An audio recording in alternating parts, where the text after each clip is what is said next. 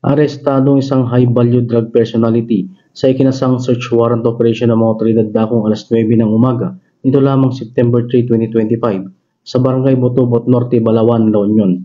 Kinilala ni Police Major Jean Michael M. Algo, hepe ng Balawan Municipal Police Station, ang suspect na Elias Bato, residente ng Barangay Botobot Norte, Balawan, La Union, ay tinuturing na high-value individual sa talaan ng mga otoridad. Ayon sa isinagawang operasyon, nasamsam mula suspect ang 12 heat cell transparent plastic sachet na naglalaman ng inihinalang shabu na may kabuang bigat na tinatayang 15 na gramo. Ayon sa mga otoridad, ang halaga ng turang illegal na droga ay humigit kumulang 102,000 pesos. Bukod dito, narekubo rin sa operasyon ang mga iba pang ebidensya tulad ng 6 pieces rolled aluminum foil, 1 piece eyeglass, 1 piece lighter, 1 piece blue sling bag, 1 piece caliber 38 revolver at may kasamang 10 bala.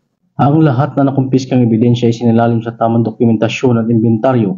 Samantala, ang suspect ay kasalukuyan sa kustodiya ng Balawan PNP at maharap sa kasong paglabag sa Republic Act 9165 o ang Comprehensive Dangerous Drugs Act of 2002 at RA 10591 o ang Comprehensive Firearms and Ammunition Regulation Act. Mula dito sa Ilocos Region, ako po yung Police News Network Correspondent, Patrolman Dennis Carinal, alagad ng batas, tagataguyod ng Balitang Pulis.